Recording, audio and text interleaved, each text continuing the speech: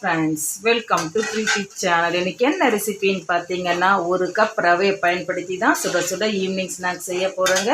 இது சாப்பிட்றதுக்கு டேஸ்ட்டு பார்த்தீங்கன்னா அட்டகாசமாக இருக்கும். குழந்தைங்களாம் ரொம்பவே விரும்பி சாப்பிடுவாங்க. வாங்க இது எப்படி செய்யலான்றதை பார்க்கலாம். ஃபஸ்ட்டு ஒரு பவுல் எடுத்துட்டேன். சின்ன கப்பில் ஒரு கப் அளவுக்கு ரவை எடுத்துருக்கேன். இதோட சேர்த்துடலாம். வெதுன்னு தண்ணியில் அதே கப்பில் அரை கப் அளவுக்கு இதில் சேர்த்துக்கிறேன். சேர்த்து இது அப்படியே கலரி கொடுத்துடலாம். வெதுன்னு தண்ணி எடுத்துக்கோங்க. பச்சை தண்ணி சேர்க்க வேண்டாம். அப்போ தான் கொஞ்சம் ரவை சாஃப்டாக வெந்து வரும். ரவையை இந்த அளவுக்கு கலந்து கொடுத்துட்டு இப்போ தட்டை போட்டு க்ளோஸ் பண்ணிக்கலாம். இதுக்கு ஒரு 10 நிமிஷம் அப்படியே ஊறி வரட்டும். ரவையை ஊற வச்சு 10 நிமிஷம் ஆகிடுச்சு. இப்போ நம்ம ஓப்பன் பண்ணி பார்த்துடலாம். நல்லா சாஃப்டாக ரவை ஊறி வந்துடுச்சு. இது கூடவே ஒரு பெரிய வெங்காயத்தை பொடியாக கட் பண்ணி வச்சுருக்கேன். இதோட சேர்த்துடுறேன்.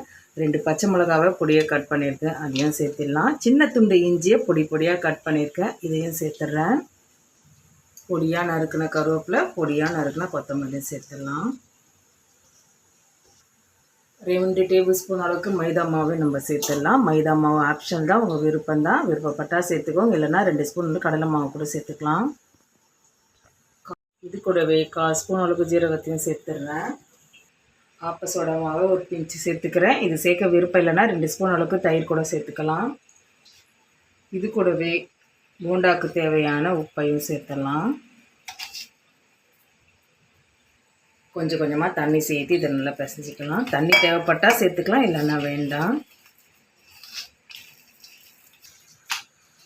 தண்ணி அதிகம் சேர்க்க வேண்டாம். இந்த மாதிரி ரொம்ப தண்ணியாகவும் இல்லாமல் கெட்டியாகவும் இல்லாமல் இந்த மீடியமாக கரைச்சி எடுத்துக்கலாம். கடாயில் ஸ்டவ் ஆன் பண்ணி எண்ணெய் ஊற்றி வச்சுருக்கேன். எண்ணெயும் சூடாகிடுச்சுங்க. ஒன்றா நம்ம போட்டுக்கலாம். நம்ம சைஸ்க்கு ஏற்ற மாதிரி போட்டுக்கலாம். பெருசாகவும் போட்டுக்கலாம், சின்னதாகவும் போட்டுக்கலாம்.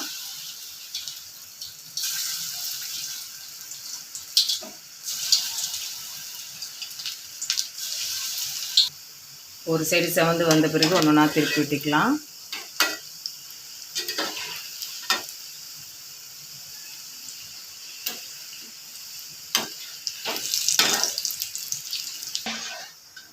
ரெண்டு சைடு நல்லா செவந்து வந்துடுச்சு. ஒரு பிளேட்டுக்கு மாற்றிக்கலாம். ஒரு கப் ரவையை பயன்படுத்தி சுட சுட ஈவினிங் ஸ்நாக்ஸ் பார்த்தீங்கன்னா ரவை போண்டா சூப்பராக ரெடி ஆயிடுச்சுங்க. நீங்களும் இது போல் ட்ரை பண்ணி பாருங்கள். இந்த வீடியோ உங்களுக்கு பிடிச்சா லைக் பண்ணுங்கள், ஷேர் பண்ணுங்கள், சப்ஸ்கிரைப் பண்ணிக்கோங்க. தேங்க்ஸ் ஃபார் வாட்சிங்.